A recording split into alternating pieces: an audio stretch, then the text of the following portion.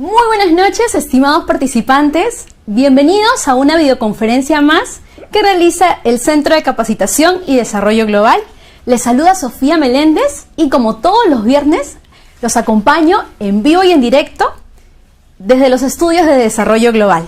Un saludo para todos nuestros amigos que se conectan de diferentes partes del Perú. Para nuestros amigos de Huánuco, de Arequipa, que están de aniversario. Nosotros somos el Centro de Capacitación y Desarrollo Global. Somos una empresa educativa privada dedicada a fortalecer las capacidades de los servidores y funcionarios públicos de nuestro país. Dictamos diversos cursos, diversos talleres, programas virtuales. Utilizamos el sistema Global Stream. Ustedes pueden ver al expositor, tener un contacto más directo con él a través del chat, con un sistema multicámaras exactamente implementado para que las capacitaciones virtuales sean más dinámicas y entretenidas también. ¿Sí? Estamos proyectando el PPT.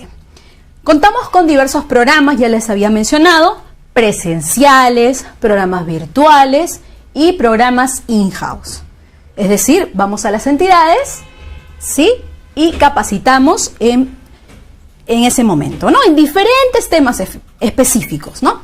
Contrataciones del Estado, SIGA, SEACE, en fin. Y en estos momentos estamos viendo algunas fotos, ¿sí? De nuestros alumnos con los certificados y el tema del día de hoy. Estamos visualizando el flyer, la reforma del Estado es el tema del día de hoy, políticas públicas y gestión pública en el Perú.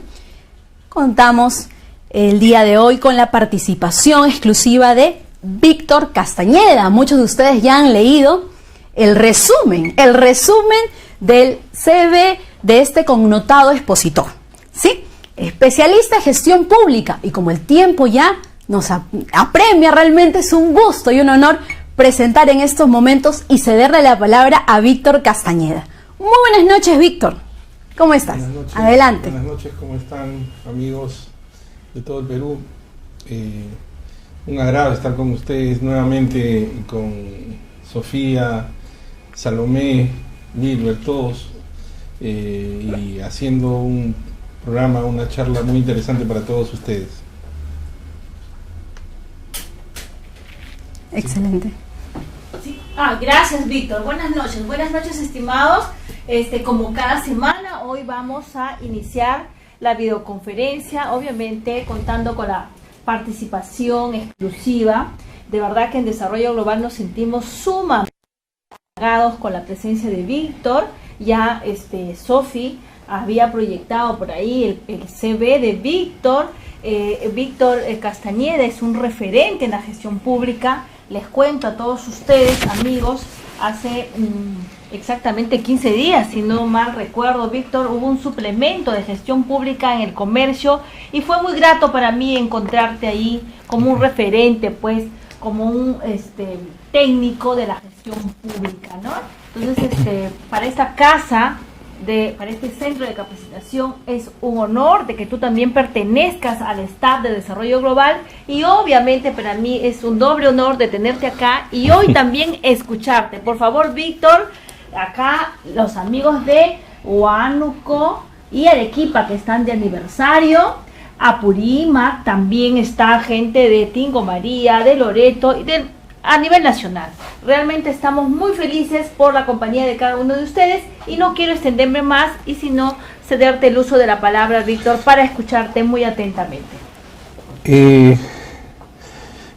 Bien, el día de hoy vamos a hacer una charla un poquito profunda de lo que involucra esta famosa tendencia de reforma del Estado, incluyendo principios de ciencia política, políticas públicas y gestión pública.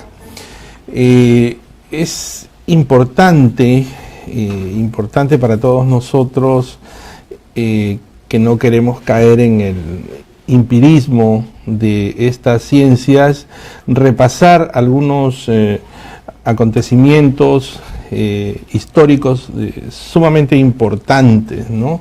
Del pensamiento de las ciencias políticas en el campo del mundo occidental, ¿no? En el ambiente del mundo occidental.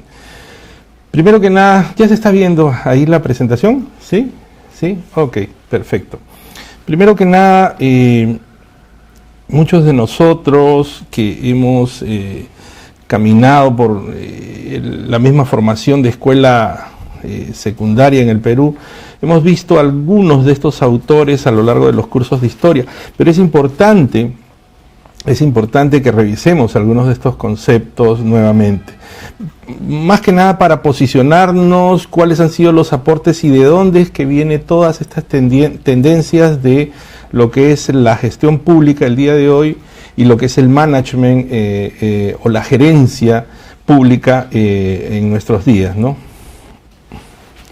Bien, de este archipiélago de islas en el Mediterráneo hace ya varios siglos atrás, 5 siglos antes de Cristo, aproximadamente Aristóteles y Platón filosofan sobre un modelo de política y república para el manejo, la administración de sus pueblos. Son estas pequeñas islas y territorios en el Mediterráneo que, basados en el comercio, ¿no? En el comercio y el intercambio que había cultural en esa parte del Mediterráneo, logran un gran auge comercial que les hace tener que mirar otras tierras, ¿no? Otros lugares donde poder extender su reino, ¿no? Y es así como aparece Filipo, ¿no? Filipo, que conquista Macedonia y que es con su hijo Alejandro Magno que logra pues expandirse por todo lo que conoceríamos como Alejandría. Estas dos grandes obras, ¿no? Como son la política y la república, acompañarían pues los primeros inicios de lo que es nuestra cultura occidental en lo que es el campo de la política. Luego vendría el Imperio Romano que admiraba mucho, los consideraban sus hermanos mayores a los griegos, toman esta cultura griega, forman la República, el Imperio Romano, ¿no? Y es así como se trasladan hasta nuestros tiempos su desarrollo político y social, ¿no? Vendría el cristianismo, ¿no? Aparecería el cristianismo, se extendería, ¿no? Por toda Europa y aparecería unos siglos después Marsilio de Padua, Martín Lutero con la Reforma Protestante, ¿no? Y este último plantea que se regresase a los orígenes de la Iglesia católica o cristiana, perdón, como en el Antiguo Testamento, ¿no? Pero es ahí cuando se produce el quiebre, el famoso quiebre de las iglesias, tanto católica y cristiana, ¿no? Entonces, luego de Martín Lutero vendría un personaje sumamente importante que lo cito también en esta charla, que es Nicolás Maquiavelo, ¿no? Que Nicolás Maquiavelo, filósofo político también de su época, separa el pensamiento religioso, ¿no? El pensamiento que hasta ese momento conducía el mundo. Ustedes recordarán que la Iglesia era quien manejaba todos los ámbitos, tanto el político, económico como social. Y Maquiavelo suprime esa filosofía implantada por San Agustín a través de La Ciudad de Dios, ¿no? Su obra, y plantea un nuevo enfoque de mirar al hombre como es, ¿no? Mirarlo al hombre como es, pérfido, cobarde, a veces temeroso, ¿no? Envidioso, y dice, merece la muerte, merece ser juzgado, merece ser desterrado de la República, ¿no? Y Maquiavelo se responde y dice, no, lo que necesita son leyes fuertes y una administración fuerte. Entonces es con Maquiavelo que nace en este periodo del Renacimiento florentino, ¿no?, el concepto de república. Y Maquiavelo pues separa lo que es el pensamiento de la concepción de Dios e implanta un nuevo enfoque pensado en el hombre como es, ¿no?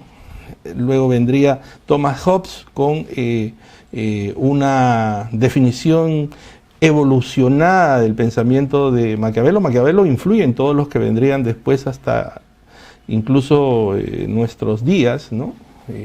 Sigue vigente, un libro escrito hace 500 años como El Príncipe, sigue vigente hasta el día de hoy, y que es leído por muchos incluso presidentes, porque el Príncipe es justamente eso, ¿no? Cómo enseñarle a gobernar a un dirigente, a un presidente, a un gobernante. Entonces vendría después Thomas Hobbes con la definición, como lo pueden ver ahí en la presentación, la definición de lo que es el Estado, ¿no? Y Hobbes lo define al Estado como el gran monstruo que puede amamantar a sus hijos, ¿no?, y también comérselos cuando estos se portan mal. Y eso es lo que es la definición del Estado hasta el día de hoy, ¿no? Un Estado que lo podemos ver incluso en nuestro país, ¿no?, que si nos portamos bien y hacemos bien las cosas, pues recibimos buenos sueldos, trabajamos cómodamente en el Estado, ¿no?, estudiamos, nos preparamos, nos capacitamos y pues podemos escalar a puestos mayores, pero si cometemos alguna falta, pues el mismo Estado nos juzga y nos trata duro con las leyes, ¿no? Entonces Thomas Hobbes influencia a alguien que vendría después para hacer la división de esto, del Estado en poderes, ¿no?, en partes, ¿no?, de tal manera que no recaiga todo el poder en una sola persona, y ese es el francés Montesquieu, que en su obra El espíritu de las leyes parte el Estado en tres, ¿no?, el poder ejecutivo, el poder legislativo, que es el Parlamento, y el Poder Judicial. Y ahí hago un pequeño alto, porque de repente habría que tomarnos un par de minutos para explicar a un gran filósofo que ya casi contemporáneo y vigente aún, como es Carlos Marx, aparece en 1818 en el mundo occidental, específicamente en Alemania. Carlos Marx, que en primer lugar hay que citarlo como que es el descendiente de judíos que nace en Alemania, es y al que decían el Moro, porque era descendiente de los judíos sefarditas, es decir, de los judíos que son de cabellos rizados, ondulados y morenos, ¿no?, frente al otro grupo de judíos que son los eskenazi, que son los rubios de ojos azules. Entonces a Carlos Marx sus amigos le llamaban el Moro, ¿no?, y un tipo supremamente inteligente. Ya a la edad de 30 años había escrito dos grandes obras, ¿no? Por eso se habla de que existen dos Marx, ¿no? Marx el joven y Marx el viejo. Marx el joven, aquel que escribe el 18 Brumario y el Manifiesto Comunista, y Marx el viejo, el que escribe, bueno, el Capital, ¿no? Marx se inicia estudiando a Demócrito y Epicurio, ¿no?, dos filósofos neoplatónicos que dicen: vamos a estudiar al mundo material explicado por el mundo y no por Dios. Y eso lo captura a Marx para iniciar su teoría de lo que es el materialismo, ¿no? Toma el modelo dialéctico de Hegel y en su momento también de Feuerbach, el famoso materialista del momento en que vivía Marx. Entonces los junta a ellos y genera su famosa ideología del materialismo dialéctico, ¿no? Y todos los demás científicos socialistas de ese momento de Marx les llamaría él socialistas utópicos, ¿no? O sea, los demuele y él queda como el único científico social de ese momento. Entonces Marx es muy importante, pero de toda esta correlación de filósofos y grandes pensadores y las corrientes que logran implantar en el mundo al día de hoy, yo quiero concentrarnos en uno particularmente, ¿no? Que es Max Weber, ¿no? Max Weber nace en 1864, es de una familia industrial alemana muy pudiente, ¿no? Tanto que Max Weber pudo dedicarse a la investigación por muchos años, ¿no? Y obviamente publicar obras interesantísimas que su esposa, a la muerte de él, las titularía como algunos textos como este que ustedes ven, Economía y Sociedad, ¿no? Un libro de Max Weber muy conocido y muy estudiado. Max Weber es un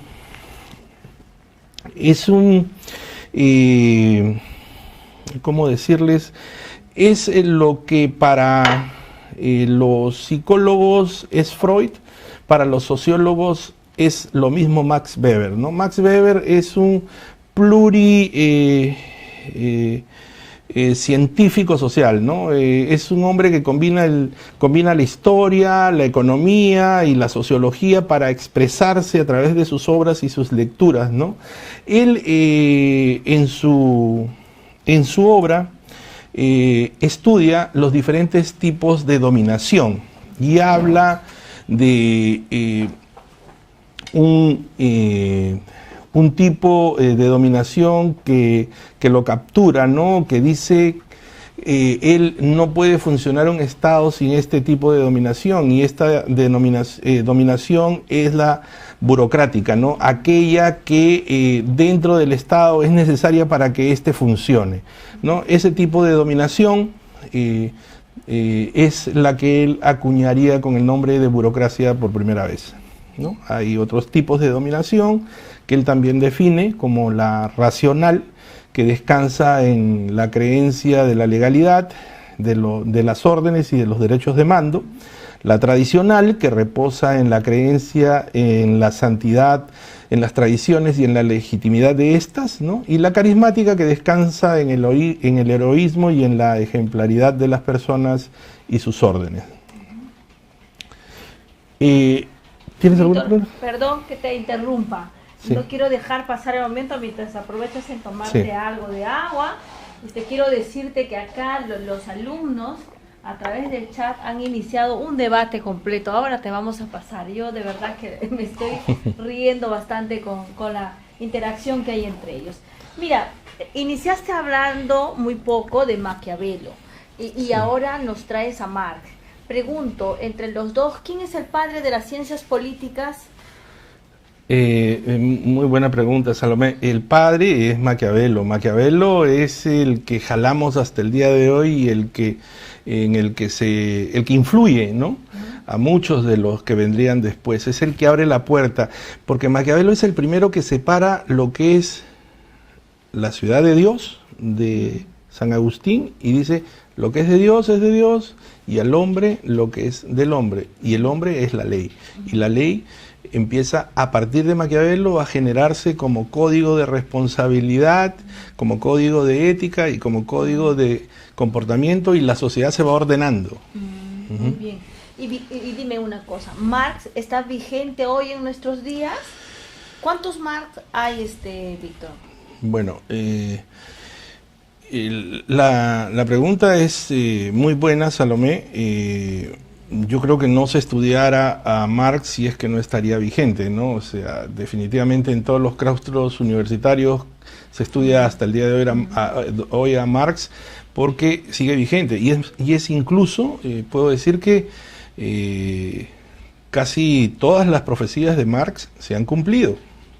Y es muy diferente estudiar a Marx que estudiar el marxismo. Es muy diferente estudiar a Jesús que estudiar la historia de la Iglesia, ¿no? O sea, no confundamos, para los científicos, investigadores sociales, ¿no? Es muy diferente estudiar a Marx que estudiar el marxismo, ¿no? Sí. Muy bien. ¿Y la filosofía y pensamiento de Marx, de quién fue extraída? Lo mencioné. Marx estudia a Epicurio, ¿no? Y Epicurio, este filósofo neoplatónico, ¿no? Que también deja los dioses de su época y deja los nuevos dioses que aparecen con el cristianismo y dice vamos a estudiar el mundo como es, ¿no? Y a ese fenómeno de estudio materialista Marx lo coge, ¿no? Se lo hace suyo y con el pensamiento de Feuerbach en su momento, el filósofo del momento de Marx, ¿no? Como decir ahora Karl Popper o qué sé yo,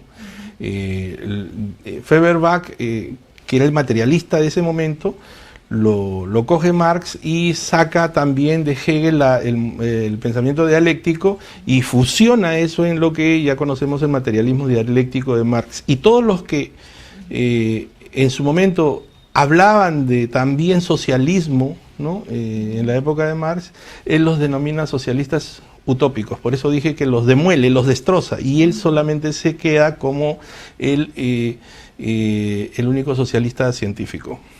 A ver, y te traslado lo que dice uno de los participantes. Walter dice, ¿es posible todavía aplicar las teorías de Carlos Marx? Marx hizo muchas predicciones. Justamente el fenómeno de la globalización lo predijo, ¿no? Y yo estoy seguro que muchas de las predicciones que aún no se han cumplido de Marx, porque hay algunas que no se han cumplido, están dándose respuesta seguramente en los próximos años con estos fenómenos de cambio en el mercado y cambio en las economías del mundo, ¿no? Sí. Muy bien, Víctor, como siempre interesante escucharte. Por favor, continúa con tu exposición. Sí, el estudio de Max Weber, justamente como lo ven en la presentación, es lo que definiría ya el Estado moderno, ¿no? El Estado weberiano, ¿no? Max Weber, en este Estado al que se le llama weberiano, que ya se empieza a implantar en el mundo a fines de 1919, 1920, 25, ¿no? Empieza a generar los primeros estados con un pequeño séquito de burocracia. Y para hacer una línea de tiempo he preparado, con lo que sucedía en el Perú, he preparado justamente algunas presentaciones de qué ocurría en América Latina en esos momentos, ¿no? Específicamente en el caso peruano. Fíjense ustedes, ya para fines de 1919, a 1930 se produce un proceso en el Perú al cual muchos de ustedes lo conocen, se le denomina el oncenio de Leguía, ¿no? Que consolidó y amplió el trabajo asalariado de las minas y las haciendas capitalistas, ¿no? El oncenio de Leguía se caracteriza por un proceso de industrialización que genera un fenómeno de modernización y de urbanización. El proceso de industrialización, un poco tardío, como siempre sucede en las cosas en nuestro país, se había suscitado el siglo pasado en Europa, y en nuestro país genera las primeras grandes migraciones del campo a la ciudad, es decir, con Leguía se construyen las grandes avenidas Venezuela, Colonial, Argentina, donde se generan los emporios industriales, ¿no?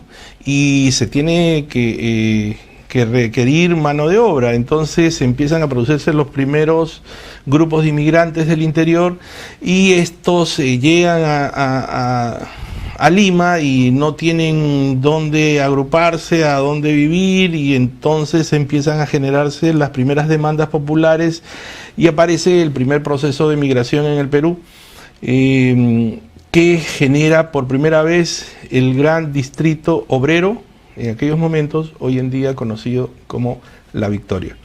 Entonces, es ahí donde estos grupos obreros que trabajaban en las grandes fábricas se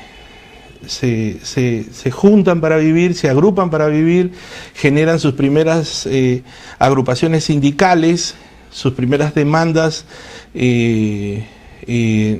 sociales al gobierno, y estas demandas sociales, muchas de estas venían requeridas de pedidos de agua, luz, desagüe, ¿no? Servicios básicos como la salud y la educación, y es ese momento en donde justamente estos grupos sindicales se tiñen de colores y aparecen dos grandes, considero yo, dos grandes políticos en el Perú, como son don José Carlos Mariátegui y Víctor Raúl Ayala-Torre, ¿no? Que son de donde aparecen los partidos políticos tanto de izquierda como de corriente socialista, ¿no? Entonces, es así como aparece, todo eso es lo que provoca el proceso de modernización, urbanización, industrialización en el Perú. Como pueden ver, ese es el primer plano de lo que era el barrio obrero, barrio obrero en La Victoria, ¿no? O sea, fue un proyecto hecho en aquellos años, ¿no? Por un arquitecto peruano, ¿no?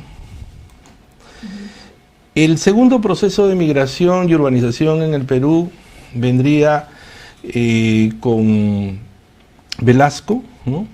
Velasco es el que genera el siguiente proceso de urbanización denominado del campo a la ciudad, con la reforma agraria, ¿no? La reforma agraria en este marasmo de nuestra historia peruana no fue pues un proyecto propio del general, no era ya un proyecto que se le había presentado al presidente Fernando Belaúnde en su primer gobierno, pero que por la envergadura que tenía el proyecto de reforma agraria y el impacto que iba a tener en la clase oligarca, que eran muchas amigas, ¿no? Del presidente, no lo implantó. Sin embargo, luego del golpe de Estado del general y la instauración de la Asamblea Militar, el general Velasco lo coge y lo implanta, ¿no? Y es así como se instaura lo que llamarían los politólogos hoy en día, esta dictadura populista de Velasco, ¿no? Que genera la apropiación de las tierras, ¿no? De algunos latifundistas y las entrega al campesino que las trabajaba, ¿no? Lo cual, visto económicamente, tuvo un impacto negativo muy, muy grande, ¿no? Pero si lo vemos por el lado social y no por el económico, vamos a ver o debemos reconocer que aparece un fenómeno que hasta tiempo atrás había sido considerado como una especie de esclavitud, porque hasta ese momento el indio no tenía DNI, no tenía derecho al voto, y es a través de esa propiedad y acceso a la propiedad de la tierra que el indio es, a partir de esa fecha, que tiene derecho al voto, derecho a la propiedad, y es por primera vez un ciudadano completo. Pero, Víctor, quiero aprovechar. Tú nos has hablado de Leguía, 11 años en el poder. ¿Tú crees que ahí se inició la burocracia en la gestión pública nacional? ¿Qué nos puedes decir al respecto? Definitivamente el Estado como tal el Estado peruano como tal crece con el oncenio de Leguía, ¿no?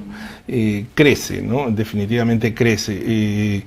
Y el primer modelo que se instaura justamente es un modelo weberiano, ¿no? Es un modelo weberiano que está basado en el imperio de la ley, ¿no? En la reglamentación. Hoy en día ese modelo ya es un modelo autártico, prehistórico, pero que sigue funcionando en algunas establishments o instituciones públicas, ¿no? de nuestro país, y que tenemos que abolir por la nueva justamente gestión pública, que es a donde queremos llegar. Mira, te traslado la participación de Hugo y Eduardo. Me ha gustado porque, Sofi, estamos registrando una cantidad de interacción que se ha generado en el público, y me da mucho gusto porque uno opina, sostiene algo, y el otro de Puno le contesta, el que está en Piura, el que está en y muchas gracias a todos ustedes, de verdad. Te voy a pasar esta que dice: o sea, un crecimiento económico era mejor a darles derechos humanos básicos a esos campesinos.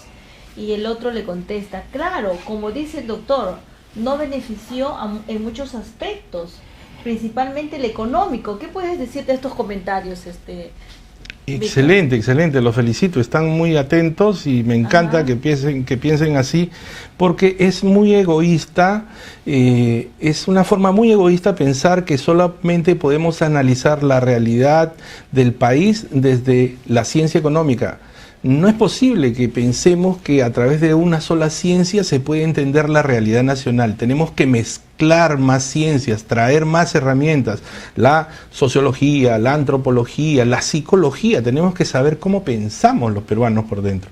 Entonces, todo en nuestro tiempo no puede ser satisfacción y beneficio económico. Hablamos de desarrollo social, ¿no? Pero el desarrollo social implica mejoras también de orden antropológico, de orden mucho más profundo, ¿no? Entonces esas otras ciencias son las que tenemos que dominar si es que queremos mejorar la realidad de nuestro país. Y Eduardo finaliza y dice: claro, hay que mejorar en equipo como país. Por favor, Víctor, si seguimos leyendo todo lo que estos chicos ponen, es muy agradable leer a cada uno de ustedes. Yo quiero que continúes con tu ponencia, por favor. Bien, entonces efectivamente, como lo leí por ahí, uno de los muchachos preguntó, efectivamente lo negativo de la reforma agraria fue de que económicamente pues sustrae tierras de la gente y clase oligarca para repartirlas dentro de un conglomerado de campesinado, que era el campesino hasta esa fecha era una especie de esclavo, no era más que eso, en pleno siglo XX. Entonces imaginemos eso, Velasco irrumpe en la historia peruana, le hace un surco a la historia y le entrega derechos de propiedad a un indio que de repente no sabía leer y escribir. Entonces, ¿qué crea con eso? Un nuevo tipo de ciudadano, ¿ok? Y pilar de lo que es una democracia. Volvemos al mundo global y vemos qué está pasando en 1950. Dejamos la historia del Perú para ver en la línea de tiempo qué estaba pasando fuera. Y nos proyectamos al año 1950, estamos retrocediendo más o menos 10 a 12 años del velasquismo, ¿no? 10 a 20 años, y vemos que aparece en 1950 una corriente denominada el institucionalismo. Esta corriente institucionalista nace finalizada la Segunda Guerra Mundial en 1945, y en donde esa gran fortaleza que tuvieron los aliados norteamericanos para vencer el nazismo regresa a su patria, ¿no? Y muchos de estos grandes estrategas militares no encontraban empleo, y pese a que habían participado en grandes estrategias, tienen el problema de conseguir trabajo pese a que habían sido grandes estrategas, y son capturados por las principales universidades, Yale, Harvard, Columbia, California, ¿no?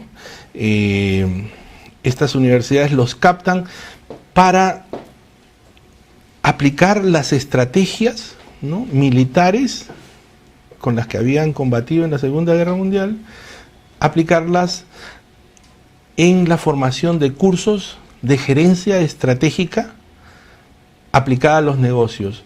Y es así como aparecen los primeros cursos y especialidades de planeación estratégica, planeamiento estratégico, que con la especialización militar que tenían estos grandes estrategas, estamos hablando de Ike Eisenhower, Harold Laswell, politólogo que fue sargento de la milicia norteamericana en la Segunda Guerra Mundial, generan toda una praxis de conocimiento, ¿no?, que se vuelca en la administración pública y en el management. Y es así como aparece por primera vez en el mundo la escuela de los MBA. Ellos son los que forman las escuelas de los MBA. La escuela de los MBA, de los Business Administration, es justamente una escuela formada por los militares marinos y el ejército de los Estados Unidos, que regresa después de la Segunda Guerra Mundial a las diferentes universidades a dictar las estrategias que le funcionaron en la Segunda Guerra Mundial. Es así que aparece un gran politólogo, justo los mencioné, Harold Laswell, que es el primero, ¿no?, que materializa el concepto de políticas públicas, ¿no? Él mira mucho cómo se habían dado de manera autártica las decisiones bajo el modelo de Weber, y dice, Weber dice, ok, el pueblo exige una mejora en su ciudad, y como mejora a esa ciudad hay que darle presupuesto, y una vez que le damos presupuesto tiene que haber voluntad política para que se haga con ese presupuesto la obra que pide el pueblo.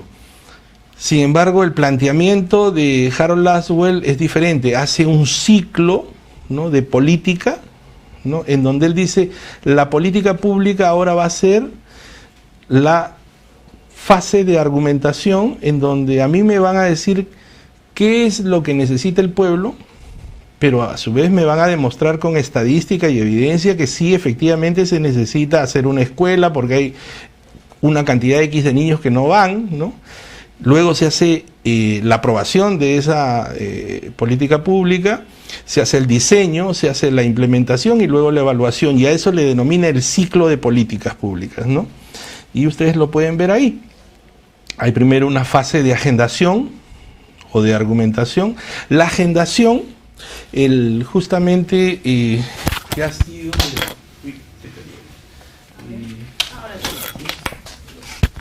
que ha sido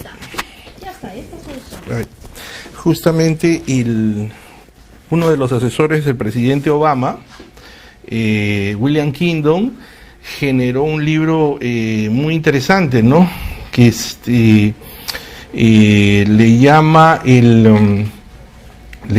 la ventana de oportunidad. Y efectivamente dicen que para la agendación de políticas públicas hay que tener una ventana de oportunidad, que es aquella que se abre en un momento X y que no dura mucho tiempo tampoco, sino que se abre, y es en ese momento en donde introducimos en el Parlamento o en la toma de decisiones de los altos funcionarios políticos nuestras propuestas de políticas públicas. Entonces, si logramos que se agende esa política pública, nosotros vamos a tener la seguridad que la vamos a poder implantar. Esa fase predecisional, ¿no?, es la que Laswell define como la de agendación, y la fase decisional es la que él denomina la del diseño, ¿no?, la de la implementación y la de la evaluación. Esto funciona, para que ustedes más o menos tengan claro, como cuando ustedes quieren construir su casa, ¿no? Es decir, primero diseñan el plano, dónde va a ir el cuarto, dónde va a ir la sala, dónde va a ir el baño, dónde va a ir la cocina, y luego la construyen, es decir, la implementan. Y luego que la implementan, ustedes ya contrataron ingeniero, a los albañiles, a los constructores, y luego que le implementan, ustedes se dan una vuelta para ver si efectivamente el baño está donde ustedes dijeron y no está dentro de la cocina. Entonces, la parte de evaluación es muy importante en las políticas públicas. Por eso hay que darle vuelta a las políticas públicas una vez que han sido implementadas. Esa vuelta debe ser cada 6 meses, cada año, para ver si es que efectivamente se han hecho como se diseñaron, ¿no? Entonces, esa parte es muy importante al momento de diseñar las políticas públicas, y ustedes se pueden especializar en la parte de agendación, en la parte de diseño, en la parte de implementación o en la parte de evaluación. Obviamente, conociendo a Salomé, le gustaría mucho la parte de implementación, porque como es presupuestóloga, le gusta mucho el tema de presupuesto, y el tema de presupuesto tiene que ver con el tema de implementación. Pero el tema del presupuesto no solo va, porque antes hablábamos, mientras veíamos Camino de Desarrollo Global, me dice, oye, tú hablas de presupuesto y de SIAF. No, cuando hablamos de presupuesto y de SIAF tenemos que conocer también de planeamiento estratégico. Claro. Y el planeamiento estratégico entra en un marco, si se quiere decir, más amplio, entra con las políticas públicas, entra con los programas, con los proyectos. O sea, tenemos que, es un conjunto de cosas que tenemos que ir mejorando y que hace mucha falta. Entonces, yo creo que Víctor tiene la idea errada, dice, no, a ella le gusta solo el presupuesto, hay gente que no. Lo que pasa es que hay que reconocer, Víctor, que hay gente en la gestión pública que se ha especializado solo en presupuesto y creen que manejar el presupuesto es solo conocer el SIAF. No, a mí no me gusta solo manejar el SIAF, ni me gusta solo conocer el presupuesto, sino también interactuar, entrar a otras disciplinas. Yo siempre digo, y no sé si tú coincides conmigo, Víctor, sostengo mucho de que el técnico, el profesional que está en la gestión pública, lejos de ser profesional y técnico en la materia, también tiene que aprender a ser político. Y si no somos políticos, no podemos entender, no podemos implementar lo que los políticos hacen. No sé si tú opinas lo mismo o de repente mejoras lo que yo opino.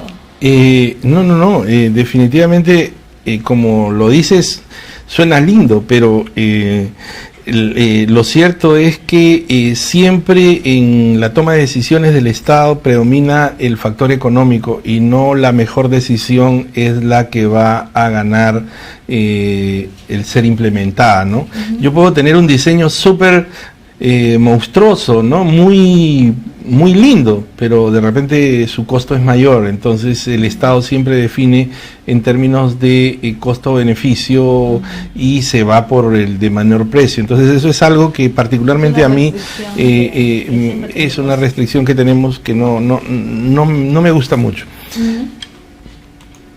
Hay un libro que Harold Laswell lo sacó, justamente acá se los mencioné, yo se los recomiendo que lo lean, de Policy Making Process. Ahí ustedes pueden ver todo el ciclo de políticas, pero como ya lo vieron que está en inglés, yo hace unas semanas estuve en México, y préstame esos libritos de allá para enseñárselos, todos, porque son todos los muchachos, para que vean de que también hay ya libros de políticas públicas. ¿Te has traído la colección entera? Sí, todos. Miren ustedes qué monstruo esto. Miren, implementación de políticas. Bueno, ellos le llaman al diseño, le llaman hechura. De las políticas. El estudio de las políticas públicas y problemas de agendación de políticas públicas. Esta es una colección de implementación de políticas públicas, hechura de políticas públicas, el estudio de las políticas públicas. Es una colección de políticas públicas de la editorial Maporra, ¿no? Que los compré en la librería Gandhi, y que yo les recomiendo, los que puedan adquirirla, lo pueden comprar por internet también, sumamente económicas, ¿no? Y acá con esto suficiente, está en español por si acaso. Cuando hablas de sumamente económico, ¿cuánto es? ¿30 dólares? Los cuatro libros deben haber costado 150 soles más o menos. Sí. Muy bien. Sí. ¿Ya? Más porra, ¿no? Sí. Bueno, Víctor, dejarás estas muestras para que tu amiga lea. Muy bien, por favor, continúa.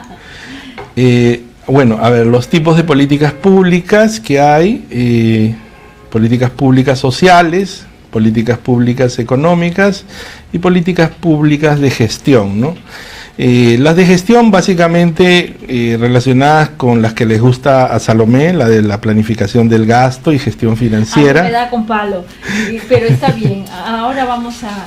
Después de esta, vamos a... El servicio civil meritocrático también es de gestión, es una política pública de gestión.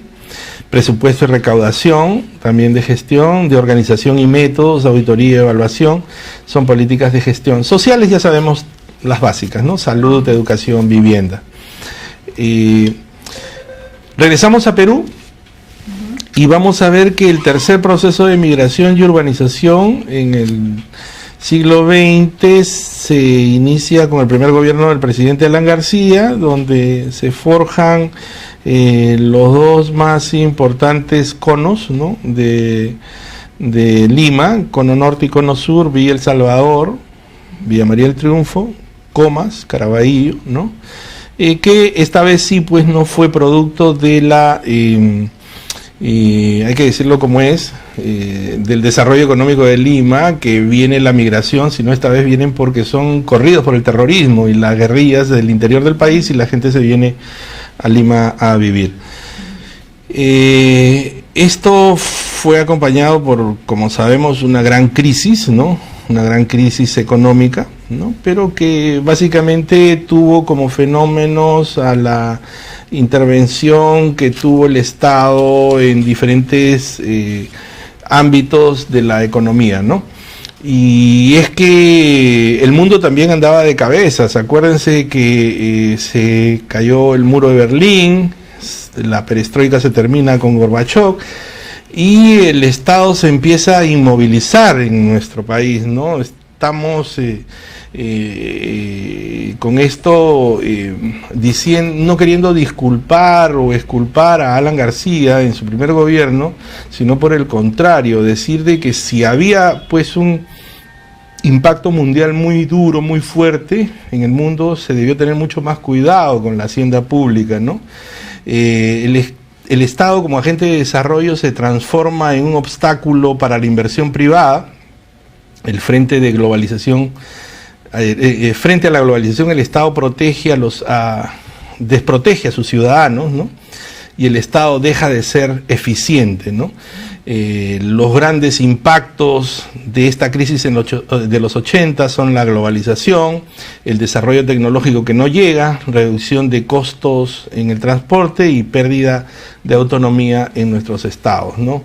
En conclusión, quiero mencionarlo, llegar a una inflación de 3000% pues no lo hace nadie de la noche a la mañana. No puede haber alguien tan malo que haga eso en 5 años. Era una crisis mundial, ¿no? El cuarto proceso de migración y urbanización se inicia con Fujimori, ¿no? Que como sabemos genera el fenómeno de las combis, ¿no?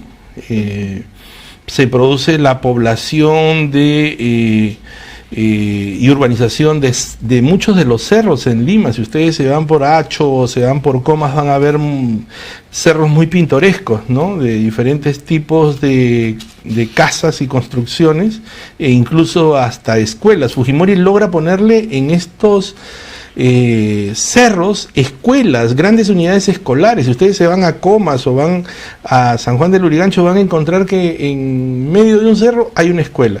Entonces esto genera una especie de populismo negativo porque impacta tremendamente en la polución de la sociedad metropolitana de Lima.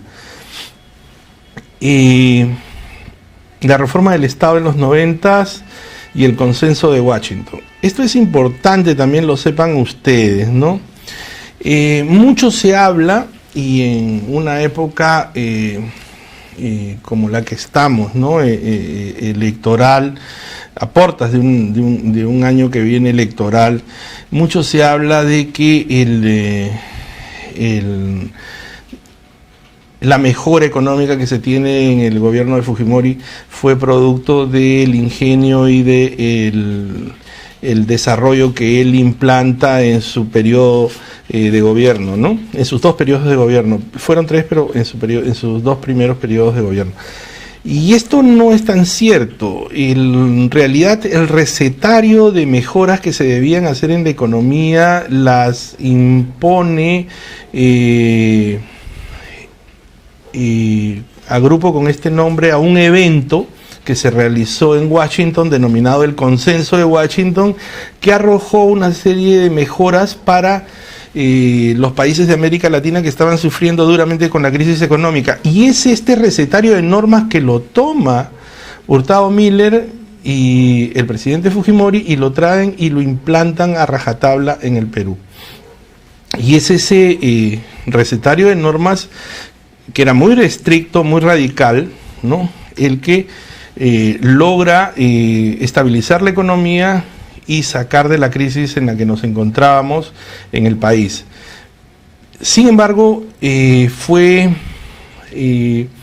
no tuvo, digamos, la customización, la real aplicación para que haga menos daño posible.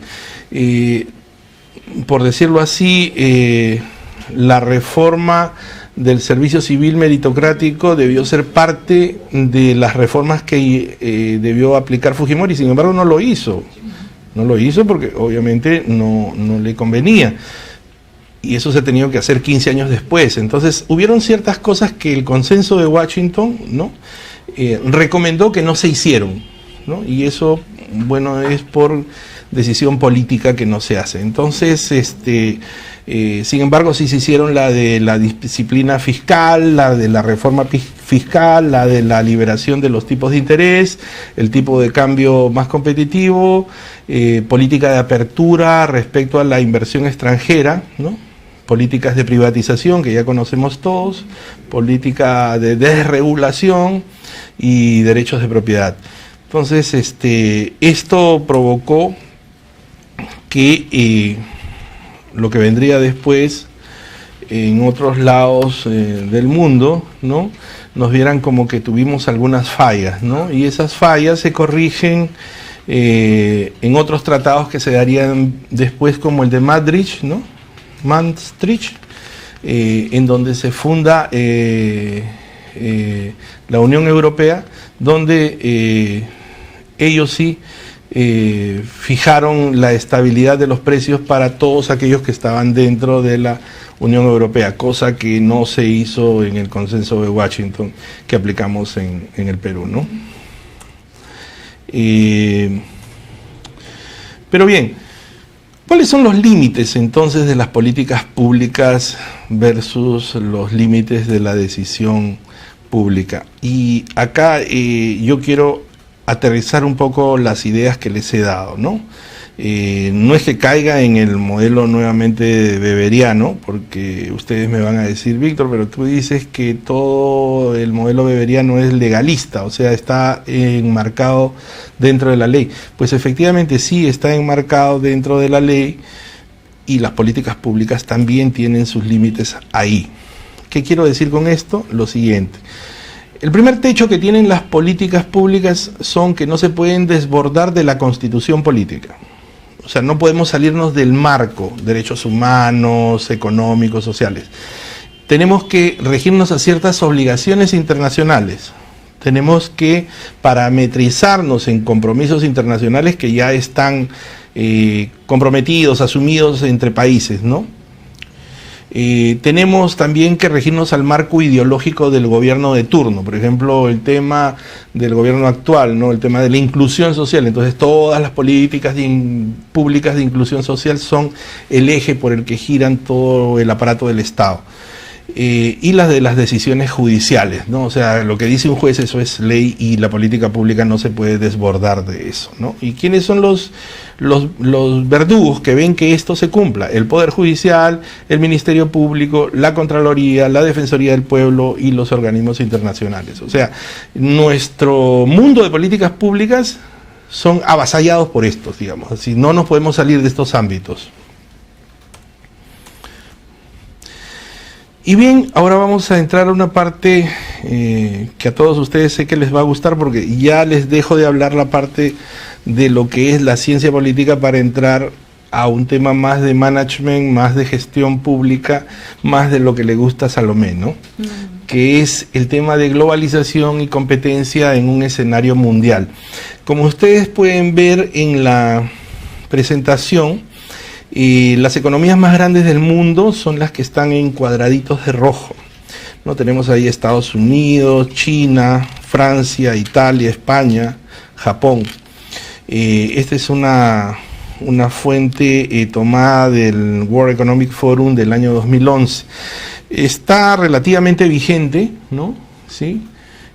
Pero lo triste es que por ahí no aparece Perú en ningún lado. Entonces, en ese contexto nacen dos herramientas muy importantes para hacer que nuestro país se acerque por lo menos a tener una economía desarrollista con calidad de gestión y de personas.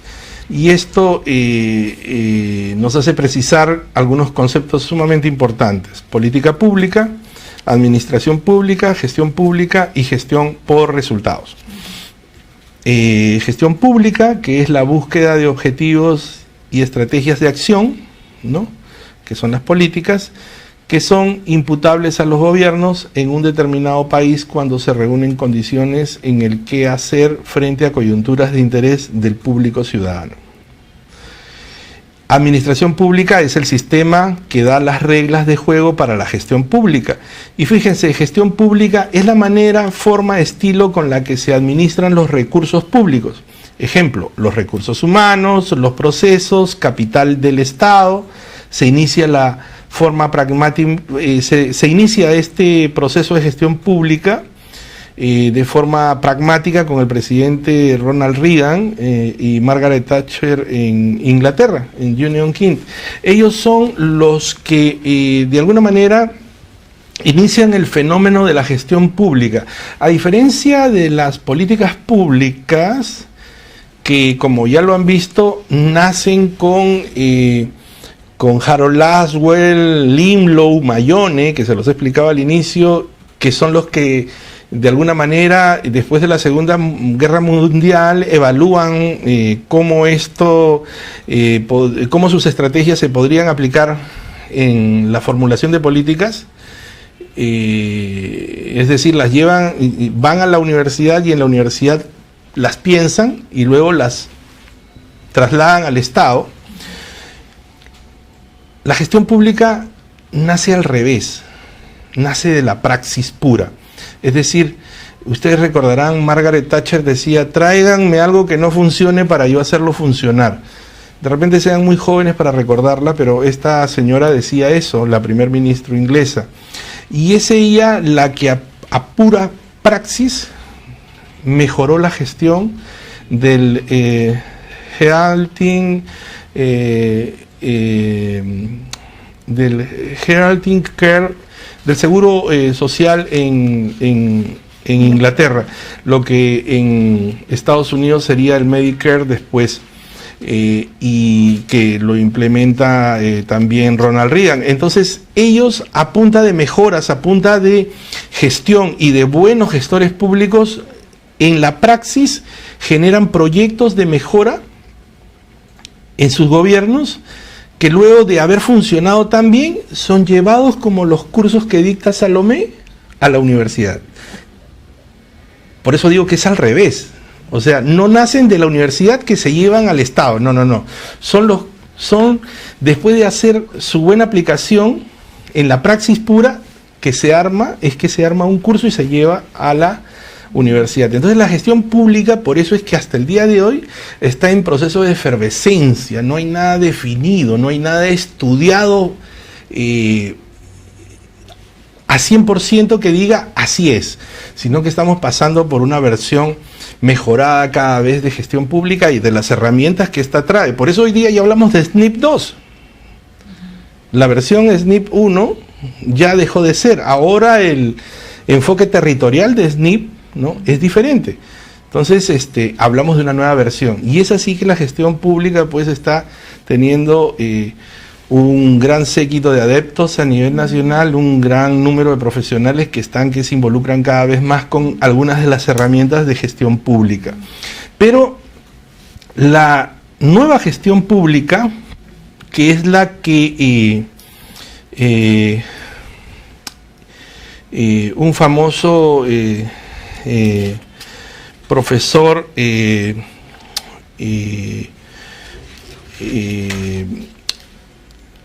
implanta en el mundo bajo una obra titulada The New Public Management, que es Michel Barcelay,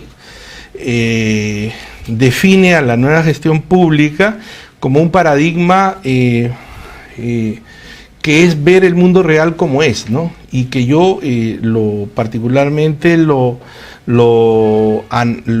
hago en analogía como desconectarse de la Matrix, ¿no? Si nosotros recuerdan la película Matrix, ¿no? Que si nos desconectaban de esa realidad virtual, íbamos a ver el mundo como es. Pues acá es así. Miren entonces lo que pasa si nosotros nos desconectamos de la Matrix. Obviamente primero vamos a definir si vamos a tomar la pastilla azul o la pastilla roja. Sofi, escoge la pastilla azul o la roja. ¿Quieres seguir viendo por la Matrix o quieres desconectarte de la Matrix? Bueno, bueno, no. Vamos a desconectarnos de la Matrix y vamos a ver el mundo real como es.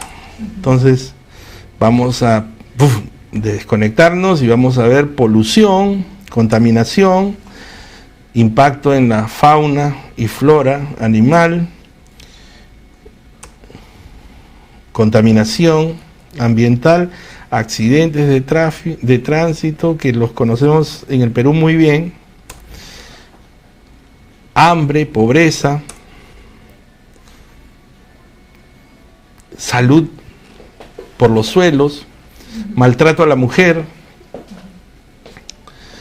educación deficiente, esas dos niñas, fíjense, estudiando con un mismo libro, delincuencia, sicariato, y ante todo eso aparecen una serie de herramientas de gestión pública para ser competitivos, como todas las que ustedes ven acá. Las que están en azul son las de gestión y las que están en rojo son la gran mayoría vinculadas con el tema de innovación, ciencia y tecnología. Entonces acá hay muchas de estas herramientas. Ustedes, esta PowerPoint yo se las voy a dejar a Sofi y a Salomé, a los amigos de Desarrollo Global, para que se las puedan hacer a ustedes llegar y puedan investigar sobre cada uno de estos temas, porque podríamos ahondar en cada uno de ellos y quedarnos acá toda la noche. Pero vamos a tocar una de ellas que es para mí la más importante y con la que deseo cerrar la charla del día de hoy. Y es que una de las herramientas de gestión pública se ha hecho el de la gestión por resultados, ¿no? ¿Qué es la gestión por resultados? La gestión por resultados copia el mismo modelo de la formulación de políticas públicas, solamente que la parte de argumentación o agendación le llama diagnóstico. Si ustedes ven, también hay un diseño. Si ustedes ven, hay una programación o implementación. Y también hay una fase de monitoreo. En realidad, estas fases del análisis y diseño de políticas públicas, como el análisis ahora de la gestión por resultados, son en secreto, a ustedes se los digo, las etapas del marco lógico. El marco lógico, en secreto, para ustedes es el truco que ustedes necesitan nada más saber para entender todo esto. Así que, Salomé, tu curso de marco lógico. Y se usa mucho en los temas de proyectos de inversión. Así es. También el que sabe marco lógico sabe todo. Diseño para presupuesto por resultado.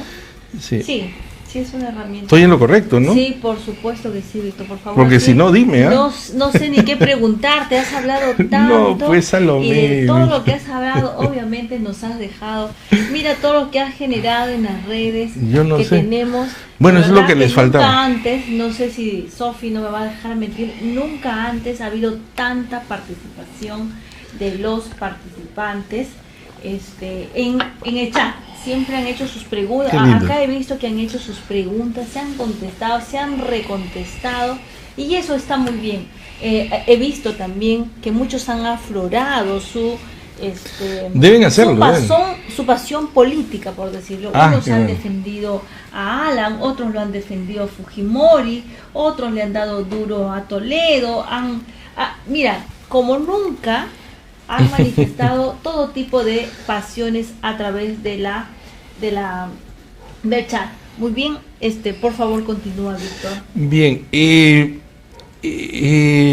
para hablarlo de la forma más sencilla, la gestión por resultados debe interpretarse como una ingeniería reversa.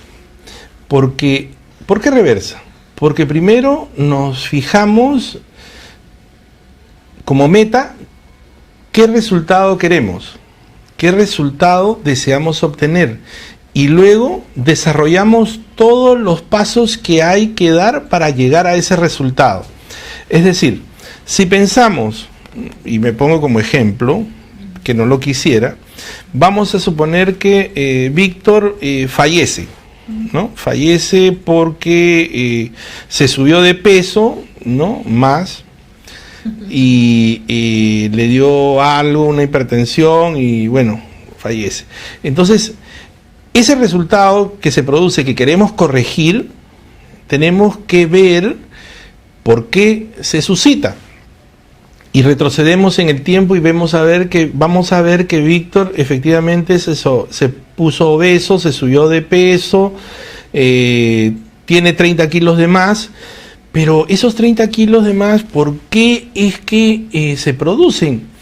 Y si retrocedemos un paso más atrás, un poco de tiempo más atrás, vamos a ver que él no era gordo, que él era flaco, pero algo sucedió en ese momento. ¿Y qué era lo que sucedió? De que no tuvo hábitos de alimentación buenos. ¿Por qué? Porque no tuvo capacitación o no tuvo educación, ¿no?, que le permitiese a él entender, conocer que debió cuidarse. Entonces, es ahí donde encontramos el origen del problema y el origen que tenemos que corregir. Entonces, la implementación de un proyecto de gestión por resultados estaría vinculado con el tema de la capacitación en buenas prácticas alimenticias para evitar diabetes, hipertensión y una serie de cosas. Y todo eso entra dentro de nuestro modelo causal. Y nuestro modelo causal es el que llega a determinar cuáles son los resultados que queremos obtener para curar este tipo de males. Y como conclusiones finales quiero comentarles lo siguiente.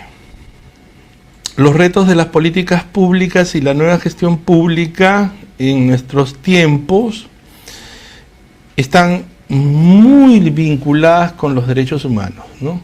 Y más que con los derechos humanos que venimos hablando hace más de una década, están vinculados hoy en día con el derecho a las libertades, ¿no? El derecho a las libertades son el derecho a la expresión tanto del hombre y la mujer, ¿no? Y eso es algo que en el Perú lo tenemos que aprender a respetar, duela a quien le duela. Las políticas públicas y la nueva gestión pública buscan que hayan igualdad de derechos, ¿no? Igualdad y cohesión territorial, igualdad de género, medio ambiente y sostenibilidad, una macroeconomía que apunte al desarrollo, ¿no? Que no el SNIP siga viendo la implementación de ladrillo y cemento, sino que vean los proyectos SNIP, y que muchos de esos vienen por acá, Sofi, digan que no se deben ver proyectos SNIP que apunten a entregarle a nuestros pueblos ladrillo y cemento, sino que sean proyectos de desarrollo, que busquen una mejora social integral, que se verifiquen también con el monitoreo posterior de la implementación del SNIP, si realmente se cumplieron con las metas de que esa escuela que se construyó con ladrillo y cemento ha provocado que salgan de ahí la cantidad de niños para la que fue construida con educación secundaria terminada. Con calidad de enseñanza. Así es. Si hablamos de temas de salud, con calidad en salud, y que tengamos una población más sana, ¿no? Y no con los altos índices de enfermos que tenemos, y a eso se suma que nos falta incluso infraestructura, pero bueno, ese es otro tema. Por favor. Protección social, convergencia productiva, lo que nuestro ministro actual Piero Gersi llama motores de productividad, ¿no? Un poquito tarde esa política pública, pero que en definitiva ojalá que los próximos gobiernos la continúen, ¿no? Convergencia productiva, sí, pues tienen que haber nuevos motores de producción en nuestra economía, pero también debemos reconocer que el Perú es un país netamente minero. Más del 80% de nuestro PBI viene de la minería, y entonces tenemos que apuntar a solucionar esos problemas. Problemas como el de Conga o de Tía María nunca debieron pasar. ¿Por qué se dan? Por mala formulación de políticas públicas, por no haberse reunido con el pueblo antes de. Transparencia y gobierno abierto. Y todo lo que es gobierno abierto significa que nuestros ciudadanos, nosotros mismos, podamos ingresar a ver en qué están gastando nuestros políticos, nuestros dirigentes, nuestros funcionarios, antes de hacer compras grandísimas. Y con eso es todo, señores. Muchas gracias. Gracias a ti, Víctor, de verdad que te agradezco a nombre de todos los participantes.